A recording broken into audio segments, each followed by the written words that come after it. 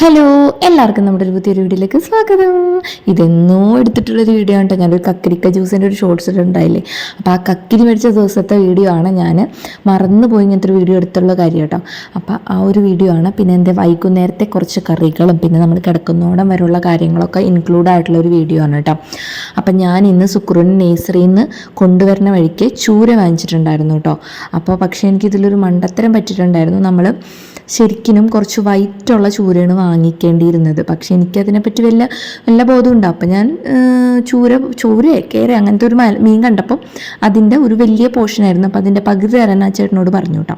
അപ്പോൾ ആ ചേട്ടൻ എന്ത് ചെയ്തു, അതെനിക്ക് നന്നായിട്ട് ഇതാക്കി തന്നു. നല്ല ഫ്രഷ് ചൂരയായിരുന്നു കേട്ടോ.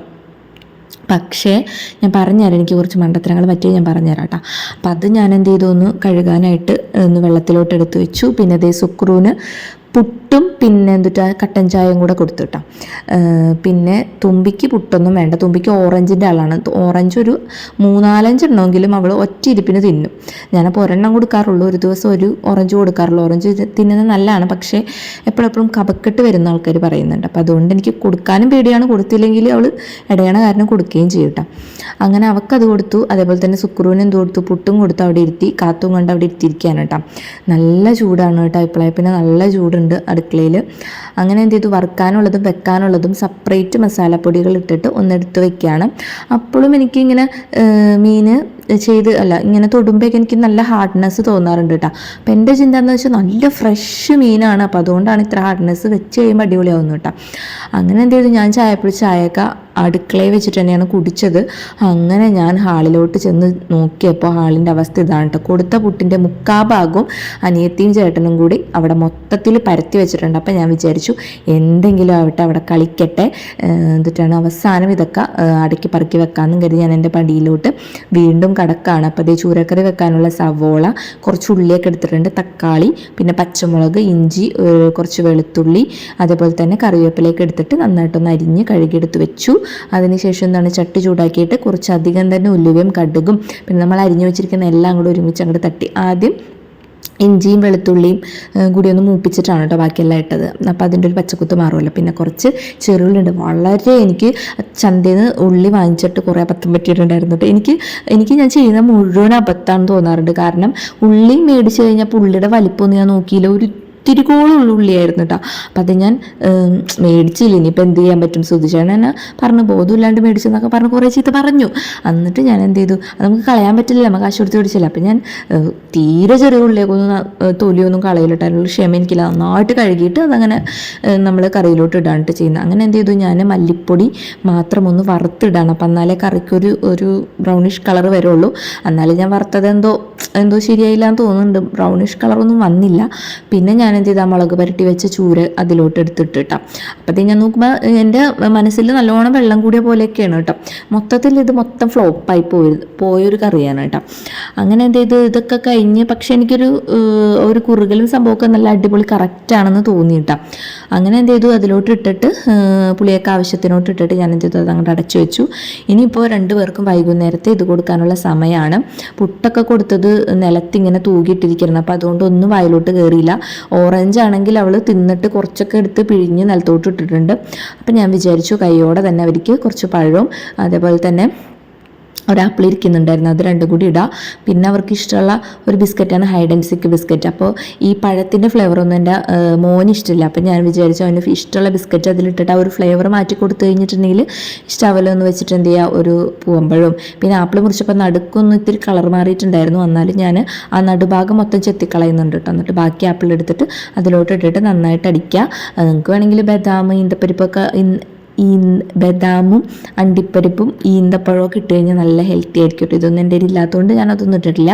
എന്നിട്ട് എന്തെയ്യോ എല്ലാം കൂടെ അരിഞ്ഞിട്ടതിന് ശേഷം ഹൈഡ് ആൻഡ് സീക്ക് ഒരു 2-3 ഹൈഡ് ആൻഡ് സീക്ക് ഇട്ടിട്ട് അതുകൊണ്ടാണ് കളറ് ഈ കളറായത് കേട്ടോ, അല്ലാണ്ട് വേറൊന്നുമല്ല. അങ്ങനെ എന്ത് ചെയ്തു, അത് ഇത്രയും പഴവും ആപ്പിളൊക്കെ ഇട്ടിട്ട് അത്രയോ കൊണ്ടിട്ടുള്ളൂ കേട്ടോ. അത് 2 പേർക്കും കൂടെ ഞാൻ കൊടുത്തു. അപ്പോഴേക്കത്തേ നമ്മുടെ മീൻകറിയൊക്കെ അടിപൊളി നല്ല കൺസിസ്റ്റൻസിൽ വന്നു. ഇനി ഉലുവ പിടിച്ചത് മാത്രം ഇട്ടാൽ മതി. അങ്ങനെ നമ്മുടെ ഒരുമാതിരി പണികളൊക്കെ കഴിഞ്ഞു കേട്ടോ.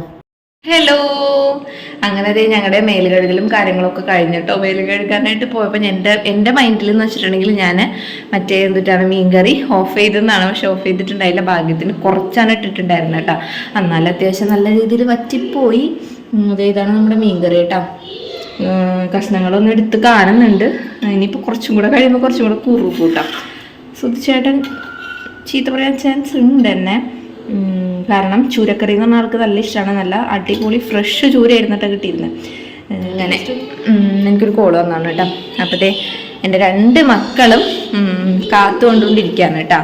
നോക്കൂ, തുമ്പിനെ സുക്രുവിനെ മേലെ എഴുതി സോഫ ഇരുത്തിയാൽ എനിക്ക് കിട്ടുന്നൊരു സുഖമുണ്ടല്ലോ. അതൊന്നും പറയണ്ട. എൻ്റെ ഒരുമാതിരി പണികൾ കഴിഞ്ഞ പോലെയാണ് എനിക്ക് തോന്നുന്നത്. പിന്നെ നമ്മുടെ TV-യിൽ കാത്തൊക്കെ വെച്ച് കൊടുത്തിട്ടുണ്ട്. 6 മണിയായിട്ടുണ്ട്, വിളക്കത്തിക്കാറായിട്ടുണ്ട്. എനിക്ക് വിളക്കൊന്ന് തേക്കണം കേട്ടോ അതിൻ്റെ ഇടയ്ക്ക്. അപ്പോൾ ഒന്ന് വിളക്ക് തേക്കട്ടെ. അപ്പോൾ എന്നിട്ട് പണികളൊക്കെ കഴിഞ്ഞു. എപ്പോഴും പണികളാണോ നിങ്ങളുടെ വീഡിയോയിലെന്ന് ചോദിക്കരുത് കേട്ടോ. കാരണം ഇതാവുമ്പോൾ പണികളും നടക്കും, വീഡിയോ നടക്കും. എൻ്റെ കണ്ടന്റ് എന്ന് പറയുന്നത് ഇതാണ്. ഞാൻ ഡെയിലി നമ്മുടെ വീട്ടിൽ ചെയ്യുന്ന കാര്യങ്ങൾ ആണ്. പിന്നെ എന്തെങ്കിലും പ്രൊഡക്ട്സ് നല്ലതാണെന്ന് തോന്നിയാൽ മാത്രം ഞാൻ റിവ്യൂ ചെയ്യും. ഒരു ലിപ്സ്റ്റിക്ക് നല്ല അടിപൊളി ലിപ്സ്റ്റിക്ക് കിട്ടിയിട്ടുണ്ട്. അപ്പോൾ അതൊന്ന് ഞാൻ റിവ്യൂ ചെയ്യാം കേട്ടോ. 2 ദിവസത്തിനുള്ളിൽ ചെയ്യാം. നല്ല അടിപൊളിയാണ് കേട്ടോ. ഞാൻ എപ്പോഴും ലിപ്സ്റ്റിക്ക് വാങ്ങിക്കില്ല, പക്ഷേ ഒരാളുടെ കണ്ടിട്ട് വാങ്ങിച്ചതാണ് കേട്ടോ. പക്ഷെ അടിപൊളിയാണ് കേട്ടോ സാധനം. നല്ല ഡാർക്ക് നമ്മൾ ശരിക്കും നല്ല ഡാർക്ക് ലിപ്സ്റ്റിക്ക് ഇട്ടാലാണ് നമ്മുടെ ഫേസ് നന്നായിട്ട് ബ്രൈറ്റ് ചെയ്യുള്ളൂ. അതൊക്കെ പോട്ടെ. ഇപ്പം ഞാൻ വിളക്കൊന്ന് കത്തിക്കട്ടെ, അല്ല വിളക്ക് ഒന്ന് തേക്കട്ടെ കേട്ടോ.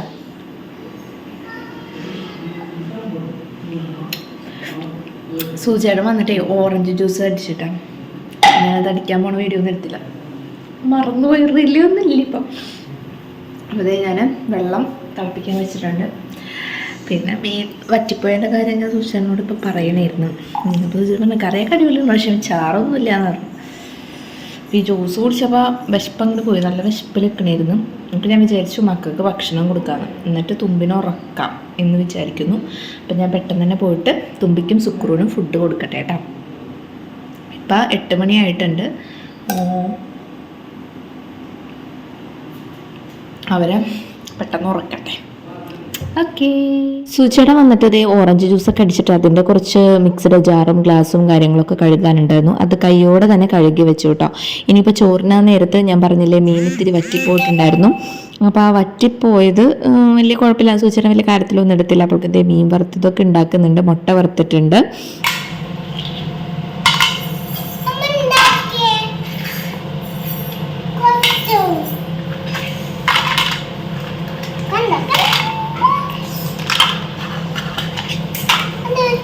കുഞ്ഞ ബുൾസ ഉണ്ടാക്കി ഗ്യാസ് എടുക്കുക. എന്നിട്ട് എന്ത് ചെയ്യാം? പാൻ എവിടെ? പാൻ കാണാനില്ലല്ലോ.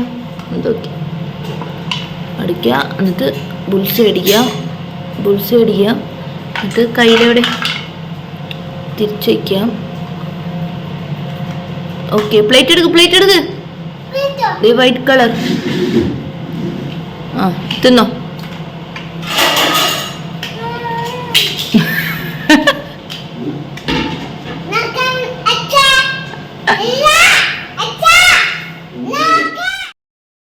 ഞങ്ങളുടെ ഫുഡ് റെഡിയും കാര്യങ്ങളൊക്കെ കഴിഞ്ഞിട്ടുണ്ട് കേട്ടോ. അങ്ങനെ പാത്രം കഴുകൽ എന്നുള്ളൊരു മഹാമഹത്തിലോട്ട് ഞാൻ കടക്കാൻ പോവാണ്.